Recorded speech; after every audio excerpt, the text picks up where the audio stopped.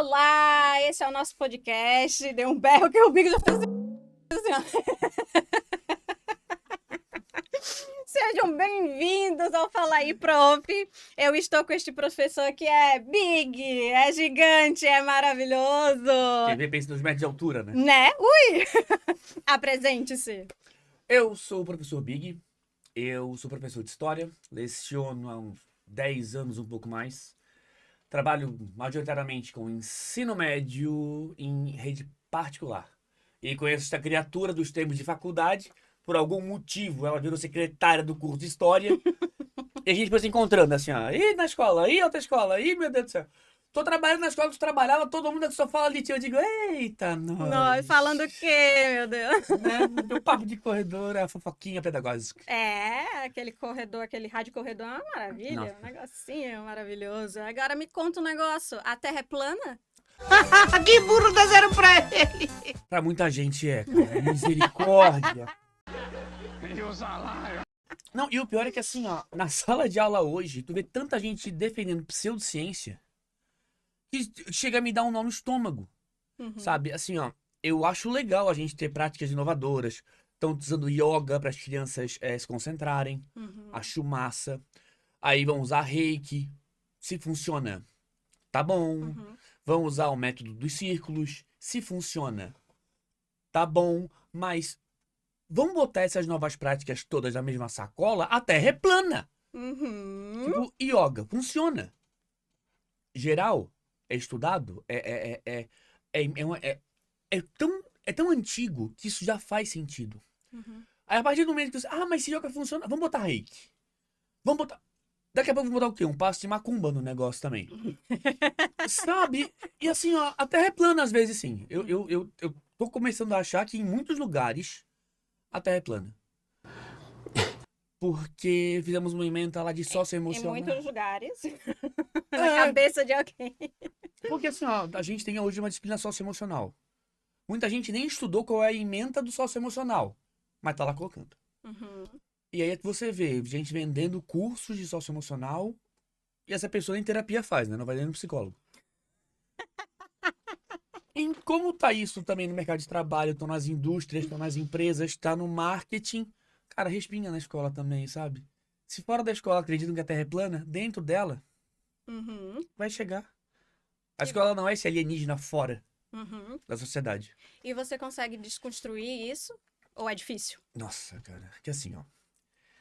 A sala de aula, ela precisava ser um ambiente livre. E muitas vezes é. Porque dentro da minha sala de aula, eu nunca tive problema em falar nada. Absolutamente nada. Quando eu consigo explicar o propósito do que eu estou falando. Só que desconstruir significa que eu peguei algo que já está edificado e será desfeito. E não. Aonde eu consigo chegar? Eu consigo mostrar para a pessoa que existe um outro ponto de vista. Eu consigo mostrar para a pessoa que aquela verdade dela é uma das verdades possíveis. E muitas vezes ela vai inserir, às vezes, no íntimo dela. Né? Então, assim, eu nunca tive problema com trabalhar polêmicas na sala de aula. Eu trabalho aborto, eu trabalho... Porque eu vou na história, né? Eu digo, tá, mas por que que o aborto não é legal? Na história da humanidade. Por quê? O que que nós temos aqui na história das mulheres, da libertação feminina, que torna o aborto hoje uma pauta política? Eu não vou discutir se eu sou a favor ou contra. Não é ali esse espaço. É meu foro íntimo. Nenhum aluno distorceu isso fora da sala? Professor falou em sala que ele é a favor do aborto. Direto. Ele trouxe até um feto assim e arrancou a cabeça. Não, a parte do feto. Mas é que assim, como eu trabalho muito no ensino médio, eu começo a minha aula dizendo assim, galera, alguém quer gravar a minha aula? Então já me deixa aberto aqui, tá com o celular na mão gravando. A partir do momento que eu estou gravando a minha aula, e existe essa gravação completa na mão de algum aluno, esse discurso se quebra. Aconteceu também, uma cena ridícula. Eleição 2018, foi aquele pandemônio, e Lula, Bolsonaro, etc. E eu na sala de aula, eu sempre sou contra o aluno. Se ele é bolsonarista, eu sou a favor do Lula. Se ele é lulista, eu sou a favor do Bolsonaro ou sou contra o Lula. Também tem essas posições possíveis. Porque a minha função na sala de aula é fazer o cara pensar. Eu tô batendo no microfone o tempo todo. E fazer o cara pensar. E aí, aconteceu uma situação de uma mãe nas redes sociais me atacar de ser lulista e outra mãe nas redes sociais me acusar de ser bolsonarista.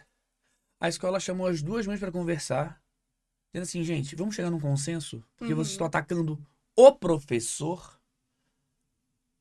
E as duas mães já se conheciam, já tinham se bloqueado Nossa. no Twitter, Uhum. tá? E aí, na hora que eu cheguei, eu vi as duas mães, eu fiquei perdido, porque eu não sabia nem o que estava acontecendo, porque eu não tinha Twitter. Uhum. E aí, a coordenação me pedia assim, explica como é que é a sua abordagem em sala de aula, professor, por favor. E aí eu expliquei. E o que acontecia? Chegavam em casa, os filhos questionavam os pais sobre o que eu tinha dito. Porque o que acontece? Na minha sala de aula eu só não permito, isso é uma coisa que eu não permito, você glorificar e endeusar qualquer pessoa da história. Eu acho que a única coisa que eu tento desconstruir na sala de aula é que não existe ninguém na história que fosse perfeito, porque todos são pessoas. Uhum. Se são pessoas, Estão passíveis a erros. Uhum. então essa é a minha batalha todo dia na sala de aula. Então quando alguém vem falar, porque o Vargas foi maravilhoso, calmou. Respira. Mas se alguém me diz, porque o Vargas foi terrível, calmou. Uhum. Porque ninguém é 100% bom, ninguém é 100% mal. A gente não pode fazer essa vinculação dicotômica de bom e ruim. Calma. Essa história foi uma história que foi contada pelos nossos pais. Não há presentemente motivos de espécie alguma, de ordem moral ou material, que nos aconselhem a tomar partido por qualquer dos povos em luta. Resquício da ditadura civil-militar, em que tinha o herói e o bandido. Né? Eu, como diria a música, né? Agora eu era herói e meu cavalo só falava inglês. Parou, não é isso que eu quero na sala de aula. Então, sim, acontecem distorções, acontecem. Muito comum no primeiro ano do ensino médio. Eles chegam no fundamental, onde é um outro raciocínio. Aí no médio sempre tem esse choque. Primeiro ano que eu trabalho na escola, o coordenador sempre fica de cabelo em pé, sempre. Mas normalmente gostam depois, Sim, entendeu? sim. Porque o resultado acaba funcionando. Uhum. Porque eu entro junto com a professora de literatura, eu vou na redação, eu vou trabalhar outras coisas. Como a gente já trabalhou também, tu sabe que, tipo, vou trabalhar tal coisa. Tu faz a leitura com eles do texto pra eu trabalhar, embasamento depois. Fechou, vai. Uhum. Então o resultado acontece. Uhum. E normalmente os pais que me odeiam, me xingam, etc., quando conversam comigo, acabam me defendendo depois. Porque eles me chamam de ponderado. Eu não sei muito bem o que eles entendem como ponderado. Né? Eu faço, por exemplo, contraponto. Uhum. Mas, sim, acontece dessas distorções, mas dá pra trabalhar. E quando eu criei minha rede social, eu odeio rede social. Mas quando eu criei a persona professor Big, é mais ou menos isso. É eu afastar quem sou eu, pessoa, para ser um personagem na sala de aula, um personagem nas redes sociais. Tanto que eu não tenho nem Instagram, pessoal. Eu tenho só o Prof. Big. Eu não sigo aluno. Uhum. E eles questionam, mas por que tu não segue? Porque eu não quero me incomodar. Uhum. Eu não quero ver o que vocês estão fazendo. Eu tô lá pra me expor, mostrar coisas que eu não consigo falar na sala de aula, falar de revisão de questões, ter uma outra interação com vocês. Uhum. Beleza. Mas eu não vou seguir vocês. Eu não vou seguir o menor de idade. Eu não vou seguir alguém que é meu aluno. Eu não quero saber o que você faz fora da escola. Uhum. Meu contato com você é circunscrito aqui dentro. Uhum. Então tem essa questão da persona, né? O professor, eu acho. A gente nunca consegue ser 100% genuíno, porque os nossos alunos não têm maturidade para lidar com isso.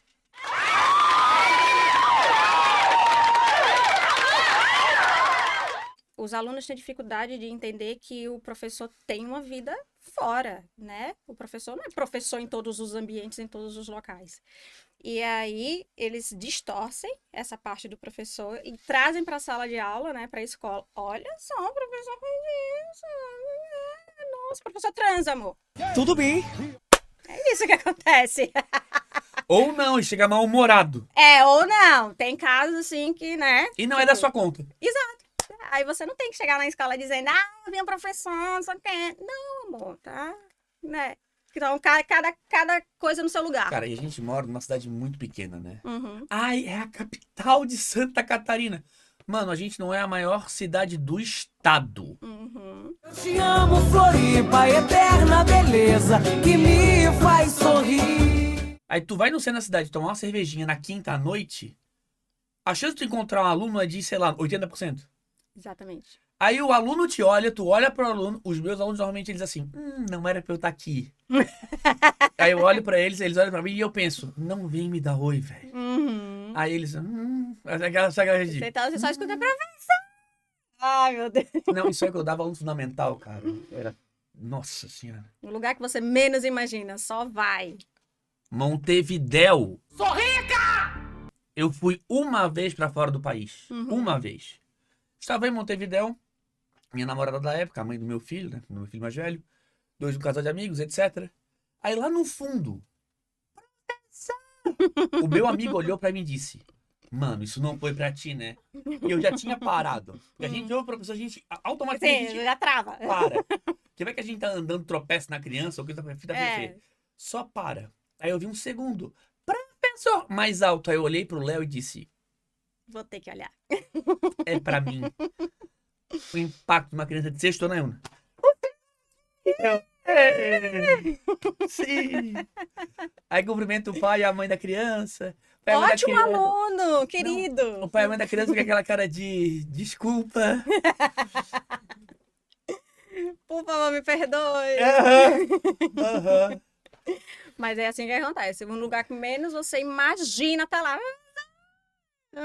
E o professor Carnaval, então, nossa, aquele, como é que é o bloco do... Sujos. Não, é Zé Pereira, sei lá. É um grandão também que tem lá no centro.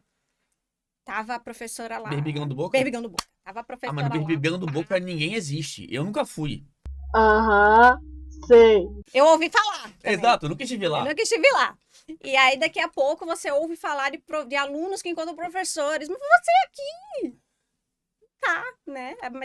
100% da cidade praticamente tá aqui. Se eu fosse, Né? se eu já tivesse estado lá alguma vez na minha vida, Sim.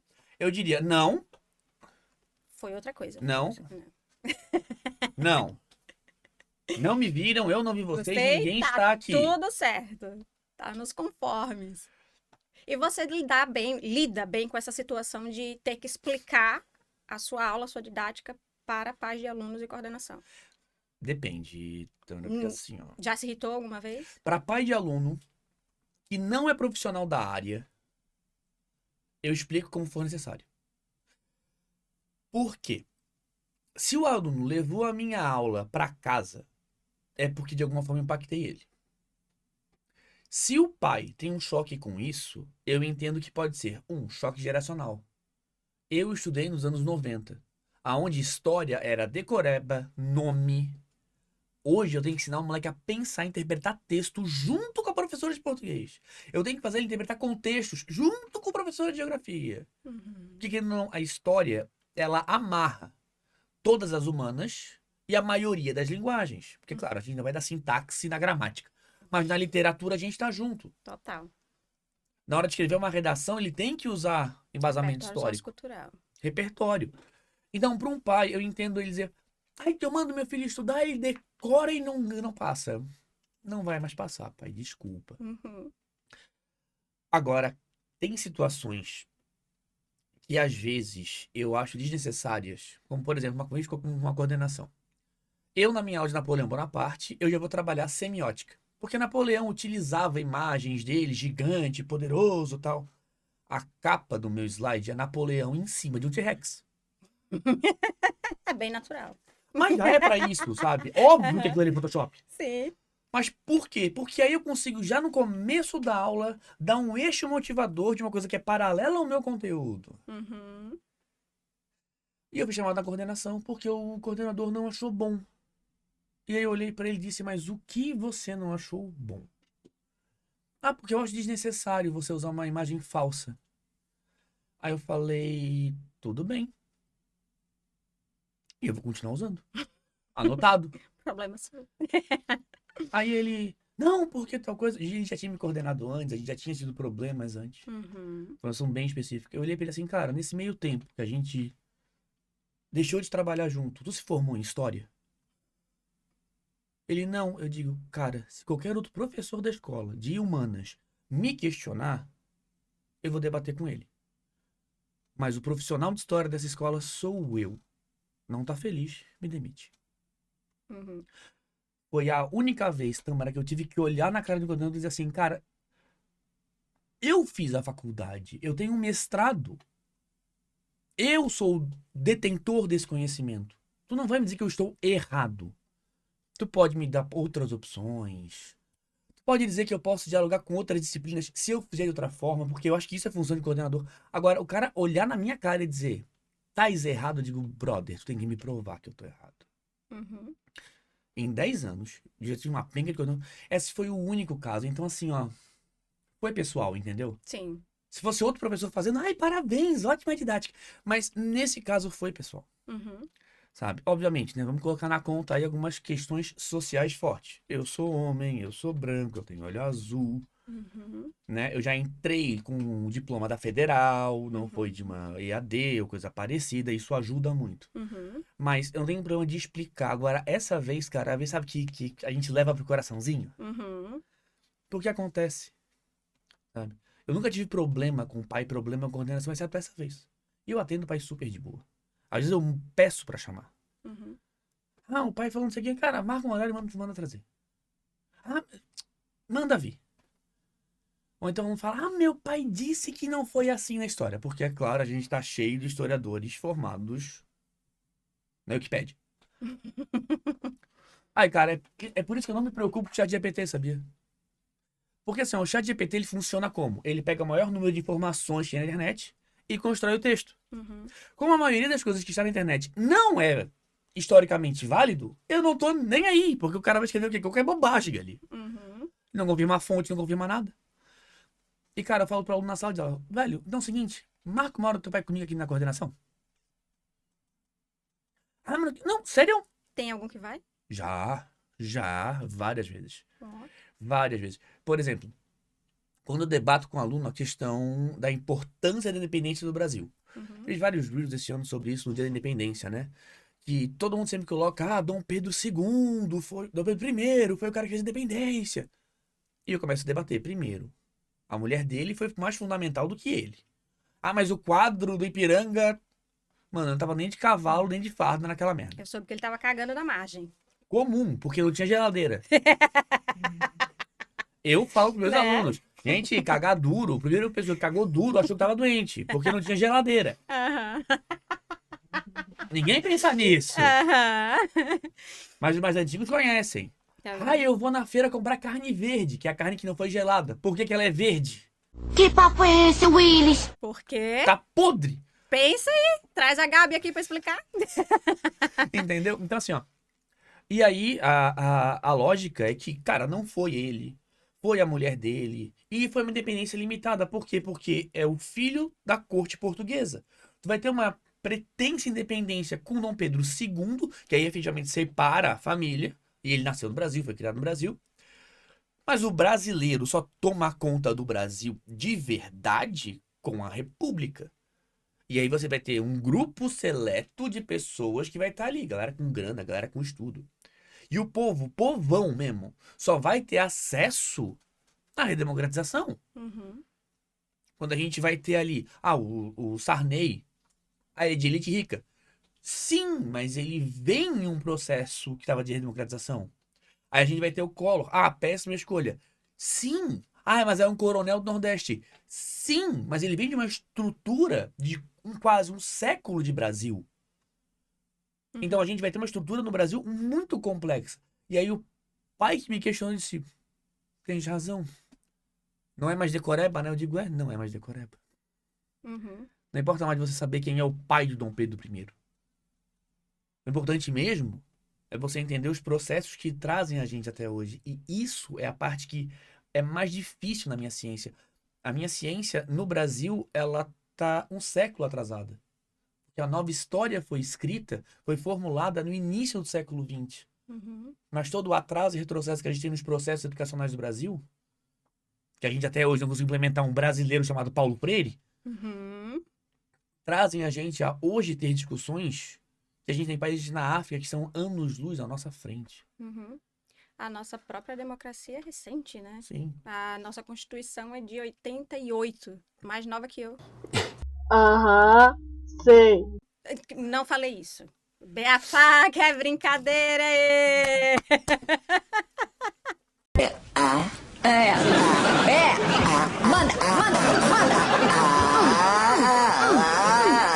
Não. Ninguém ouviu! É a minha idade, olha só. Né? Que Olha fofo. Gostei tanto. Mas são esses pormenores que a gente tem no Brasil que a gente precisa pensar. Então, atender um pai na sala de aula não é um problema pra mim. Uhum, Porque atender um pai na escola é entender que é uma família que tá querendo a melhor entendi. educação. Uhum, O filho dele não tá na escola particular porque ele pode pagar. É o status pra ele de falar pros amigos: olha, meu filho estuda em tal escola. uhum, Não é o pai ausente que paga e não quer saber do filho na escola, entendeu? uhum, É gratificante atender um pai na escola, no meu ponto de vista, quando ele chega questionando a minha pedagogia. uhum. Eu nunca tive uma imposição sobre mim. É sempre: ah, professor, não, o porquê disso? E claro, sempre tem uma mediação da coordenação. Não atendo pai sozinho, porque eu não sou. Sim. Uhum, registrado em ato, bonitinho, Sim. Se possível, gravado. gravado. Não, hoje em dia eu tô assim, cara. Ah, então, mas vamos fazer uma reunião. Vamos, quer gravar a reunião? Uhum, Não tem problema, pode gravar. é assim mesmo. Sabe, porque não hoje em dia, cara, é muito disso que me disse. A gente vive nesse mundo de construção de narrativa, né? É o que constrói o mundo hoje. Então, vence quem grita mais, né? Tipo, ele falou! Tá, então tá aqui. Vamos ouvir o que ele falou mesmo. E a polêmica da like, né? É a polêmica da like, exatamente. Na verdade, engaja muito mais fazer a polêmica do que resolver a polêmica, né? Então, Não, mas ninguém quer resolver. todo mundo gosta da merda no ventilador. Não, e gosto dos mesmos temas repetidos. Aconteceu de eu estar numa escola e a professora do ano anterior, óbvio, tinha selecionado os livros paradidáticos, que são aqueles livros de literatura, para o ano seguinte. Então, eu entrei já com essa lista pronta, né? Convenci os pais a comprar, porque metade não queria, dizia que não precisava, e é isso, tem isso, Cara, como é que pai é contra livro? né? Eu me pego pensando sobre isso, assim, há vários anos eu tenho que colocar livros em história. Um livro por ano, só. Uhum, E é um custo muito alto Uau. dos pais. uhum, É livro, maluco. uhum. É livro. Ah, vai ler só uma vez, nunca mais vai pegar. Tá. Entendeu? Onde é que tá o ponto? Aham. E aí eu recebo uma mensagem num dos vários sistemas que a gente precisa acessar, né? Do pai, direto com o professor, sem mediação, perguntando por que eu tinha adotado o diário da Anne Frank. Se eu queria estabelecer o nazismo na escola. Lide com isso. Eu tive um aluno que gravou um vídeo dizendo que eu estava oprimindo ele em sala de aula porque eu disse que nazismo era de direita. A coordenação me chama e pergunta: Big, você afirmou isso? Eu digo: sim. Big, com base em quê? No nome do capítulo. O nome do capítulo do material didático é Totalitarismos de Direita. Aí tava lá, fascismo e nazismo. Foi o próprio livro que disse assim. Agora sim, Vocês adotaram. agora sim, eu não vou ver o vídeo do aluno, porque se eu olhar o vídeo do aluno, eu vou processar os pais. Uhum. Então eu não vou ver, tudo bem? A coordenação olhou pra mim e disse: daqui pra frente, a gente assume. Uhum. Aí, 2, 3 dias depois, a coordenação: tu pode mandar a página, porque eu tô sem a apostila aqui? Aí o cara, quando eu chegar em casa, eu te mando foto da apostila. Deu uma meia hora. Eles: não, já conseguimos a apostila aqui certinho. Uhum. E a escola botou um processo extrajudicial, né? Aquela famosa cartinha bonitinha, pros pais. Então, assim, ó. Por quê? Ele ouviu aonde? Ouviu na internet, aqui na de esquerda, que tem nome trabalhista. Uhum. Provavelmente esse pai pegou algum influenciador qualquer, de sei lá qual rede, que disse que Anne Frank era pró-nazi.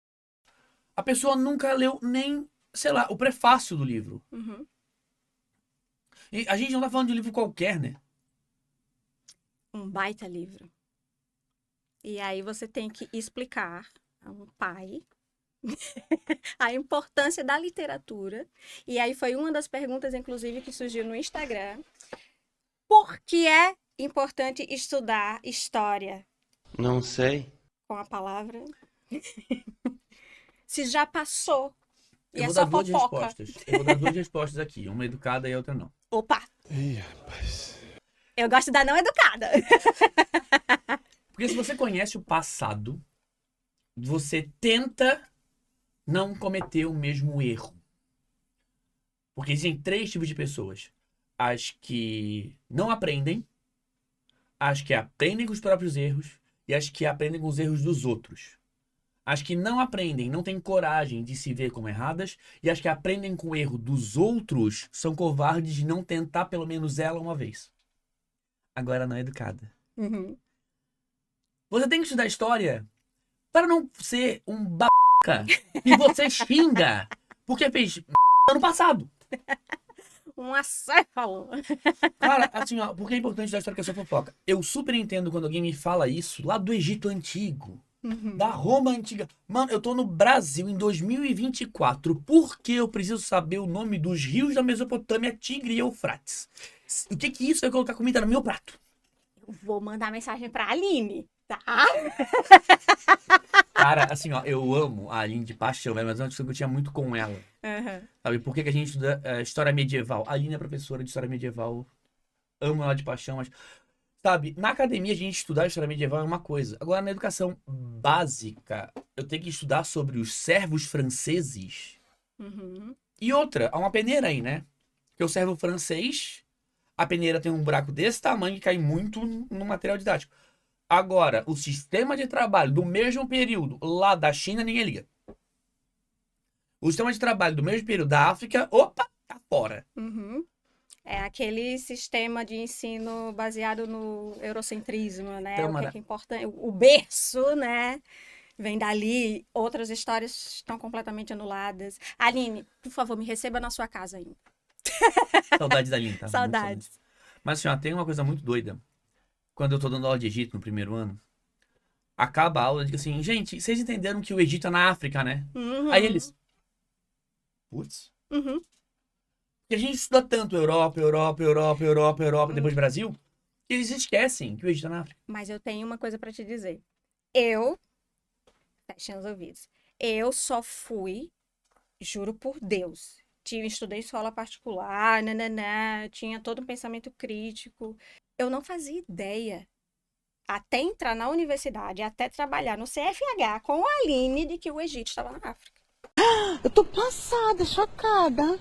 Meu Deus. Eu fui aprender com a Aline. Mas é que assim, ó, 2 chaves entram aí. A primeira, a pessoa achar óbvio que todo mundo entendeu que o Egito é na África e não fala sobre. Uhum. Ou a pessoa não se deu conta que dizer que é da África é fundamental pra gente finalmente colocar a África no livro de história. Uhum. Tu entende a premissa do Sim. que eu tô querendo dizer? Sim. Porque assim, ó, na sala de aula, eu vejo a geração mais nova de professores que tá entrando não querendo falar o óbvio. É, tem isso. E eles falham, como os nossos professores falharam, Uhum. em falar o óbvio. Mas aí é que tá, você já falou, inclusive, a minha geração, dos anos 80, trabalhava muito com decoreba. Exato. Então eu aprendia nome de rio, eu aprendia nome do fulano de tal, da pirâmide de não sei onde, nananã, e o principal, inclusive envolvendo a geopolítica e tal, ficava ali. Não se tocava nesse assunto, né?